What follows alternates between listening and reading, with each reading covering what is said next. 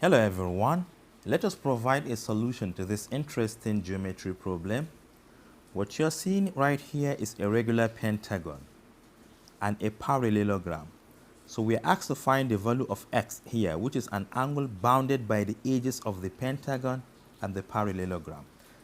Before you start solving this problem, it is important to know the sum of all the interior angles of a pentagon. So the sum of all the angles, sum of interior angles equal to 540 degrees. But let's assume you don't know. You can always use this formula, n minus 2 multiplied by 180 degrees, for which n here is the number of sides. So this is equal to what? 5 minus 2 multiplied by 180.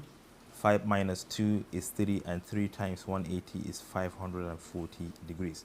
Therefore, the sum of all these 5 angles added together equals 540 degrees. Second thing you need to know, what is a regular polygon? When we say a polygon is regular, it implies that all the interior angles are equal.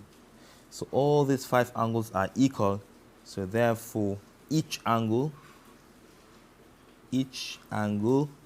is equal to what? 540 degrees divided by 5, which is equal to 108. Each angle is 108. So now let us come back here. You should know that this angle right here is 108, but we don't know this angle yet, so let us name it y. So x plus y will be equal to 108. Now pay attention to the parallelogram. Remember, the opposite angles of a parallelogram are equal. So this angle right here must be 117 as well. So if this angle is y, this must be y. So let us add all of these 4 angles together. We shall obtain what? 360, remember. So 117 plus 117 plus y equal to 360 degrees. If you don't know, you can also apply the same formula. N minus 2 times 180. N here is 4. Therefore, 4 minus 2 is 2.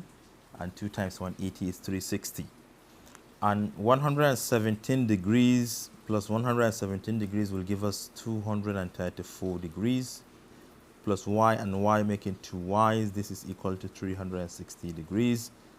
We are looking for y, remember. Therefore, 2y is equal to 360 degrees minus 234 degrees, which is equal to 126. So 2y is equal to 126 degrees.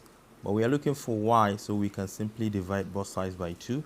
126 divided by 2, which is 63.